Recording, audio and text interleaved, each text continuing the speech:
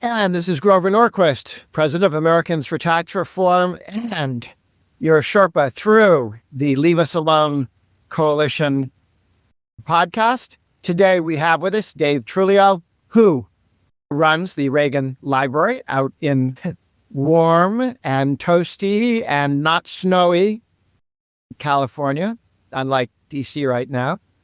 But we're going to be talking about the Reagan Library, about the Reagan legacy. One of the reasons I'm on this podcast with Dave Trulio and want him to be here is Americans for Tax Reform took on as a project a number of years ago, naming Reagan Airport after President Reagan. And we got the House and the Senate to both vote it into being, and the President Clinton agreed not to veto it. So someday he wanted something named after him. And that it passed during the Clinton years and got signed. I had brought the idea to Speaker Gingrich, and he looked at me with that look of, oh, you intend to drop this project on my lap and walk away, and now it's my job? And I said, no. I'm telling you we're doing this. So that, and every time I saw him, I tell him we have 10 in the House and 10 in the Senate, and as we got up. And then one day,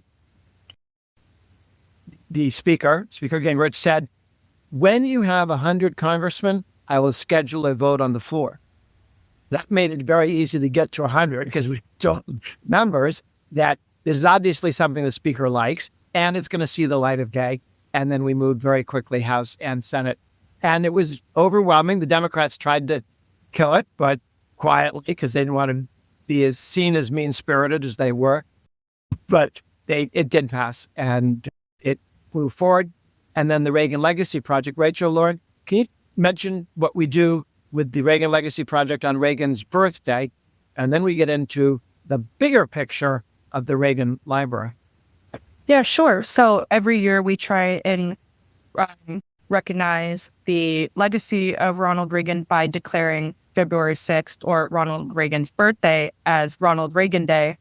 And we try and get that done in every state, and we submit these requests to the territories as well. Right now, for 2026, we've collected 18 proclamations, 17 of which are from states, and last year we had 31. It's a real bipartisan effort. Okay, great. We'll come back and talk about the international ones that you have organized over time as well.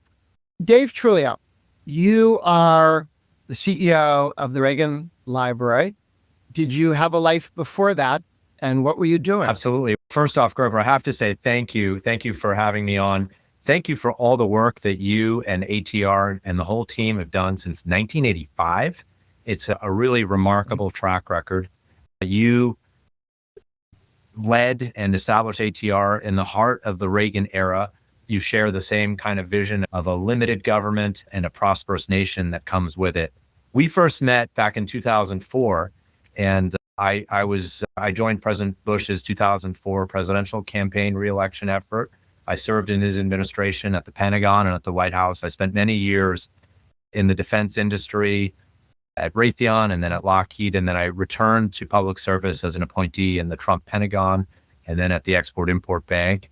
And then I spent 2 great years at Fox News. And then this opportunity, which is an opportunity of a lifetime, came about, and I was the successful candidate. So officially, I lead the Ronald Reagan Presidential Foundation and Institute, which is the sole nonprofit that President Reagan established to advance his legacy and his principles. And those principles are really important.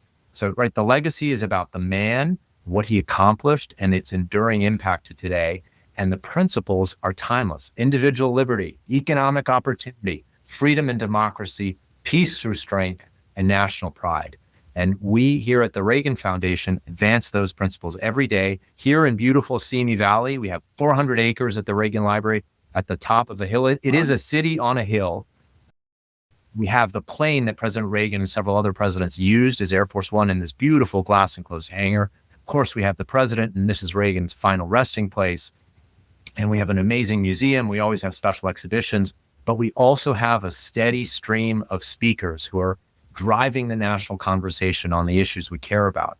And then do want to get into that more, Grover, including the fact that you came to our Reagan National Economic Forum back in May, and we were doing that again. So more on that in a moment, if I may. But we also brought President Reagan to the nation's capital, back to the Capitol at the Reagan Institute, which is right by the White House, right on 16th Street next to the Hay Adams. And that is our policy arm that advances Ronald Reagan's principles every day. And that's the part of my team that delivers the Reagan National Economic Forum in California, which you participated in, Grover, the Reagan National Defense Forum, also in California, and then in Washington, D.C., the Reagan Institute Summit on Education, which we held last September. So I'll pause there. A lot more to say, but I'm happy to take it any way you'd like, Grover. I know you were kind enough to invite me to the Economic Forum in California. I asked then, is that going to be an annual event? Yes, emphatically. So May 28 and 29, Grover, if your invite hasn't reached you yet, it will soon. And the vision for this year in May of 26 is building the American future, growth, innovation, and opportunity at 250. And there will be a wide range of topics really geared towards how can we grow our economy? How can we ensure an innovative climate? How can we ensure opportunity for all Americans, especially in the context of fierce global competition and significant challenges, but also opportunities here at home? Okay. And the one on national defense, is that also? So that takes place every December. It's always right after Thanksgiving. It's geared to fit with the congressional calendar. I'm very proud to say we had our 12th Reagan National Defense Forum back in December. We were privileged this past December to have Secretary of War Pete Hegseth, Chairman of the Joint Chiefs Dan Kane. We had the Chief of Staff of the Air Force, Chief of Staff of the Army, Chief of Naval Operations, Commandant of the Marine Corps. We had about 30 members of Congress, top defense innovators and CEOs, and we really drove the national conversation on stage and off stage around peace through strength, right? One of the most foundational Reagan principles. And we've succeeded in making this a truly bipartisan convening every year. And it's great to see Democrats and Republicans aligned around peace through strength. I grew up in the 80s. I remember how vilified Ronald Reagan was. I remember, oh, you can't shoot a bullet with a bullet.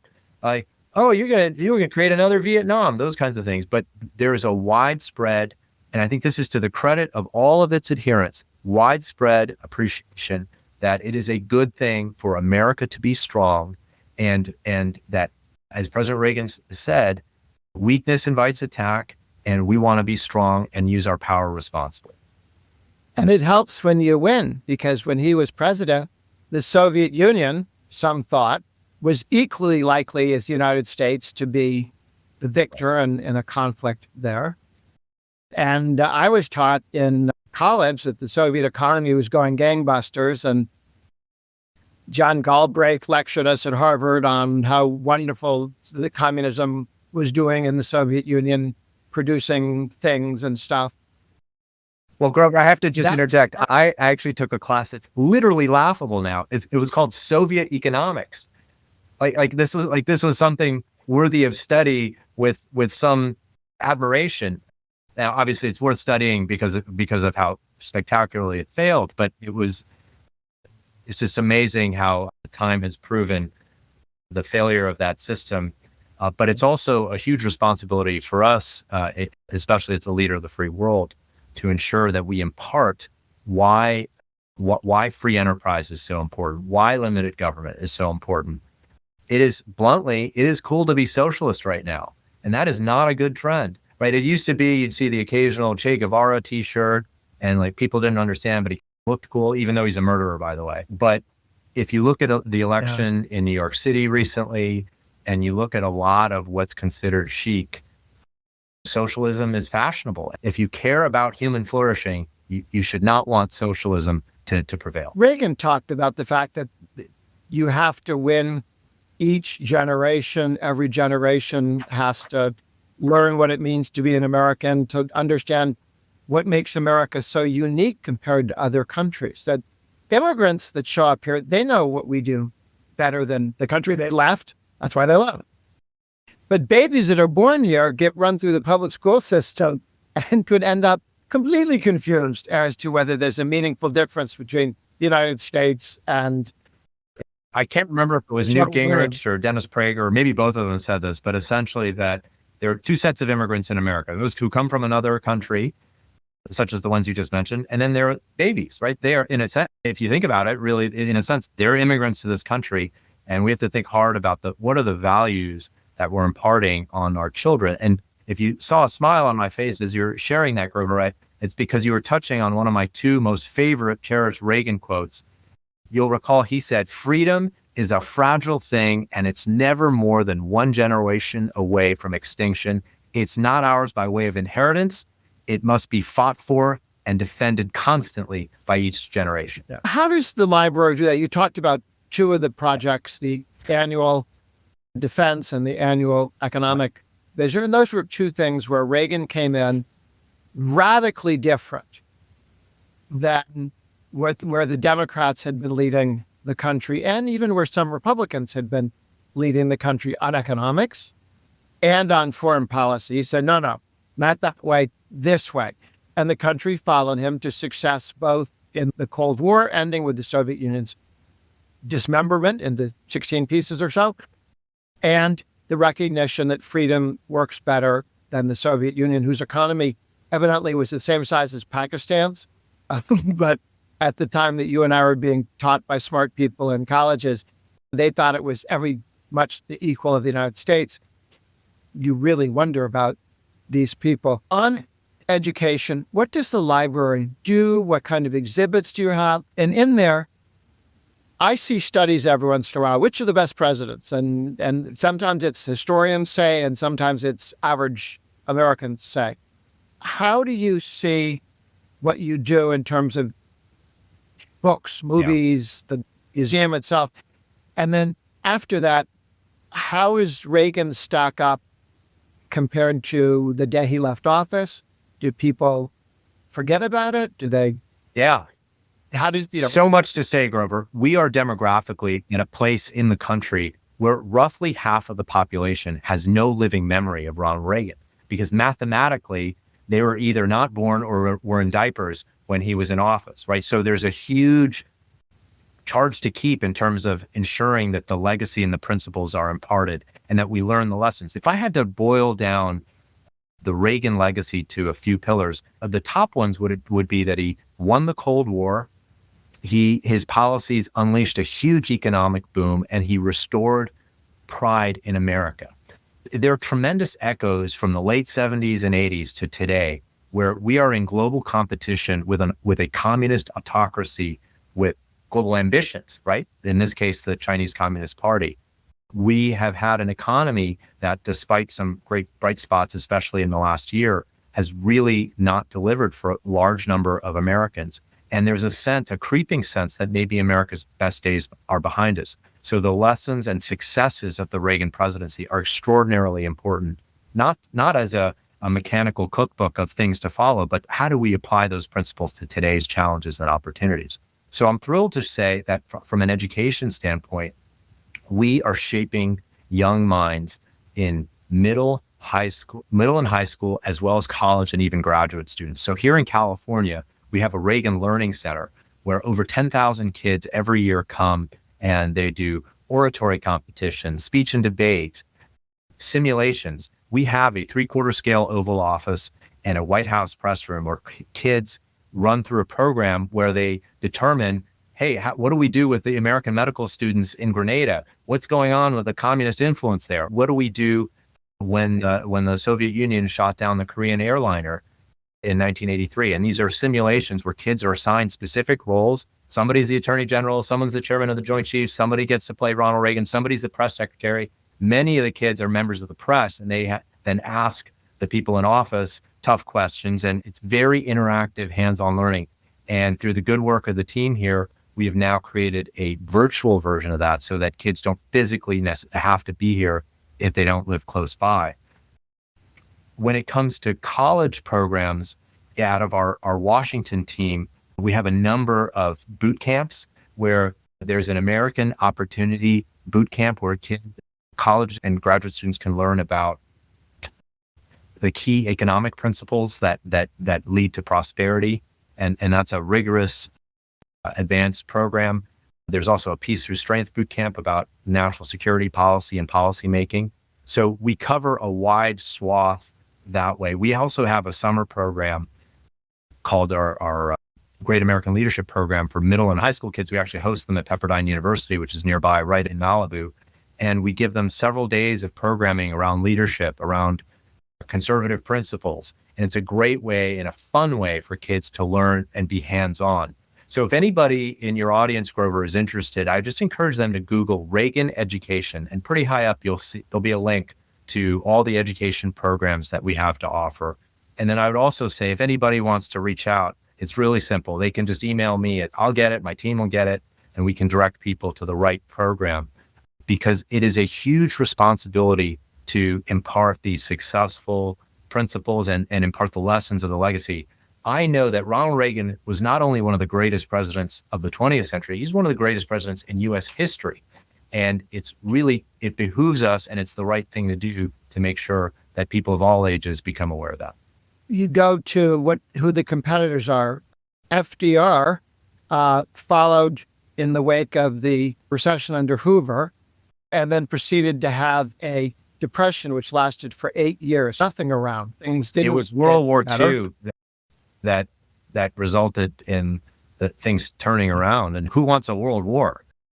And nobody wants that. But I wonder, there's economic policies there. Things were getting Right. worse going into 38. Right. And hand in hand with that, as you point out, it was a huge growth in government that we're still trying to undo to this end. Are there books in the library?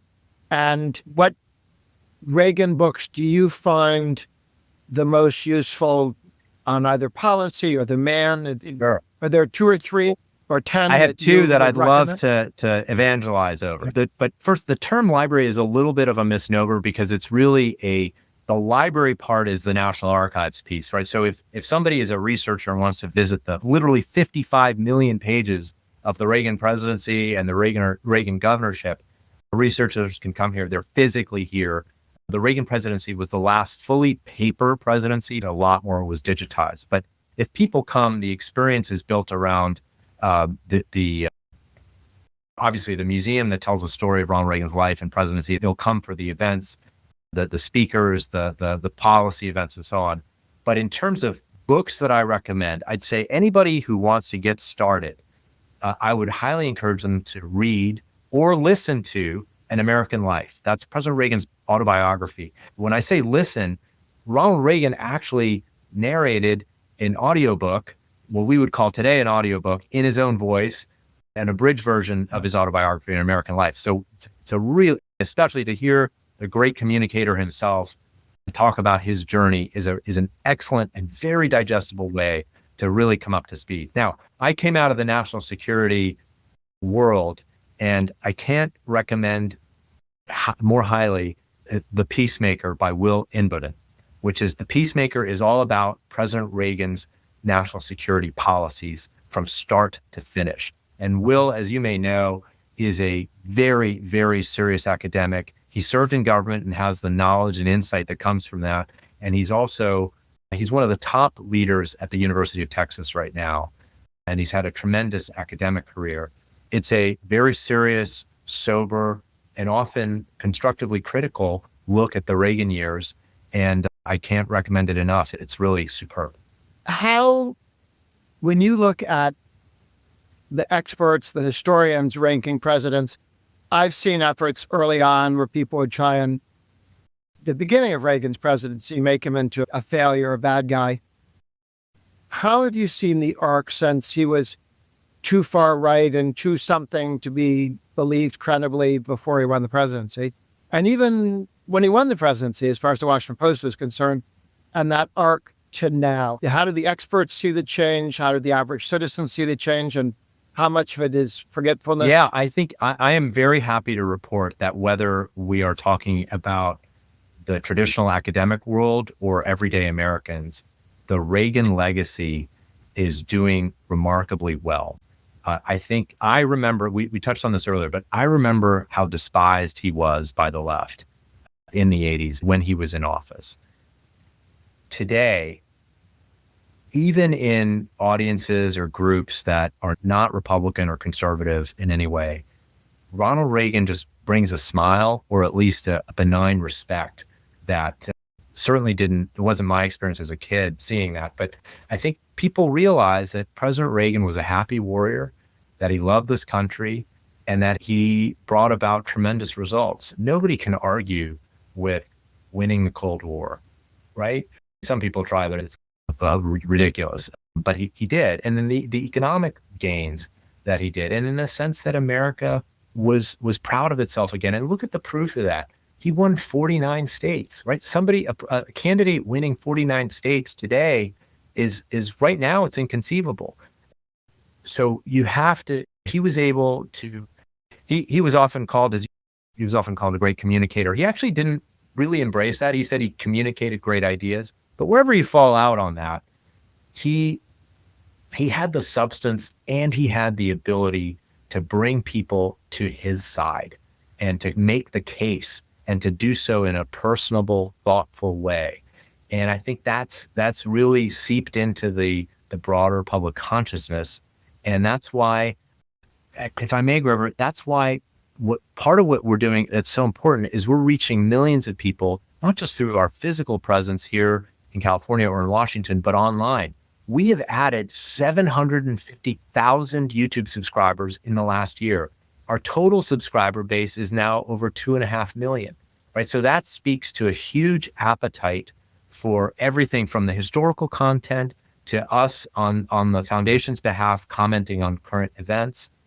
There's what we do in person, but then there's also the millions of people we're reaching every week through our content, and those two reinforce each other. How much of it is from people overseas? Yeah, it's hard to tell. We definitely have a strong following overseas.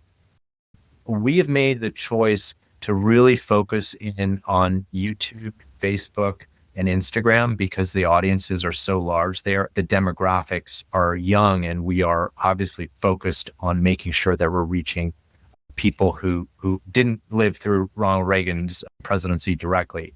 I don't have the data at my fingertips, but whether it's from Eastern Europe to Brazil, there are people who are engaging with our content.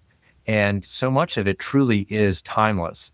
That's very exciting. And Ronald Reagan's messages have deep relevance no matter where in the world you are. Very proud of it. Rachel, can you mention the Reagan Legacy Project tries to keep track of and encourage people in every state? We want something named after Reagan in every state and every county. There are 3,000 counties. How are we doing on things named in America? Part of what we do at the Ronald Reagan Legacy Project is trying to quantify how visible Reagan actually is in public life. So as of today, we've documented 183 total dedications worldwide, and that breaks down to about 159 domestic and 24 international. That's not to say that there aren't projects in the works. There definitely are. And these dedications have a wide range from roads and buildings to statues and schools and parks and institutions named for President Reagan. And I believe each one of these are a teaching moment for these new generations, as Dave said, that haven't lived through the Reagan presidency and therefore may not interact with Reagan's legacy as succinctly. Ukraine? Yes. So as of right now, we have a Ronald Reagan street in Kiev, but there is a statue going through the process of getting accepted that'll be about 8 feet tall, I believe, which in bronze. And it's supposed to be designed to depict him, Ronald Reagan, breaking through the Berlin Wall. And that's planned for Kiev, Ukraine. But that's currently on hold due to ongoing conflicts in the area. Where people are dropping bombs in the neighborhood. Okay. When that ends, with Reagan breaking through the wall, and you'll be able to see him from the front, then go around the back and see the wall being broken from the East German side, which is exciting. You talk about Reagan the man and the changes he's made. What I like to focus on is that Reagan first changed himself. He worked on improving himself. And when you read stories of him writing, when he was a young kid, he was a know-it-all and wanted to tell everybody all the things he knew. And then he decided you didn't need to tell everybody. And he learned and learned and learned and learned and learned without feeling he had to tell everybody he met with, I know, which not everybody can do, particularly hard for politicians. So he changed himself from a liberal Democrat to a Reagan Republican. And then he changed his party, the Republican Party. When Reagan was elected president, there were maybe 2 or 3 Reagan Republicans in the Senate, maybe 10 in the House. He didn't get a lot of endorsements. All I remember is Helms out of the Senate. He was not the obvious person that was going to run the party. Changed himself. He changed the party. He changed America with the economic policies and the foreign policies and the court people he put on the court to make it more interested in reading the Constitution from time to time. And from there, he changed the world. And so that's whenever I try to talk to daughters about the important, you start with you, and then you build from there on, if you want to fix the world, start with yourself, start with the structures around you.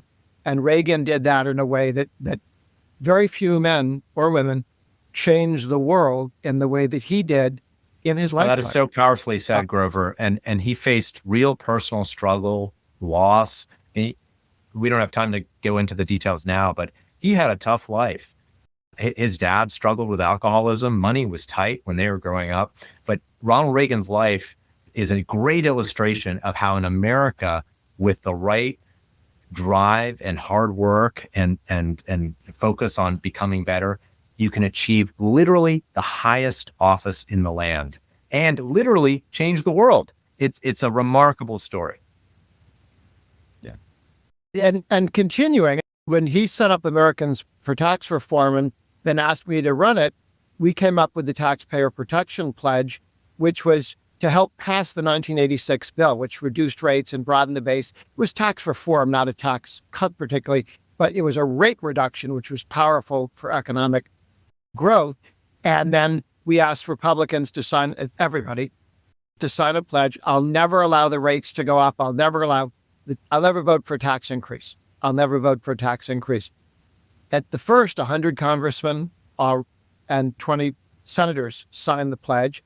We did have 2 Democrats in the Senate and 5 in the House take the pledge. After the 94 election, when Republicans won the House and Senate, because 96% of Republicans by then had signed the pledge never to raise taxes. And Reagan, in the campaigns, would go out and say, this candidate has taken the pledge, you should vote for him, which is very powerful and helpful in promoting the Taxpayer Protection Pledge. 96% of Republicans took the pledge. The Republicans won control of the House and Senate with fully Reagan Republicans there.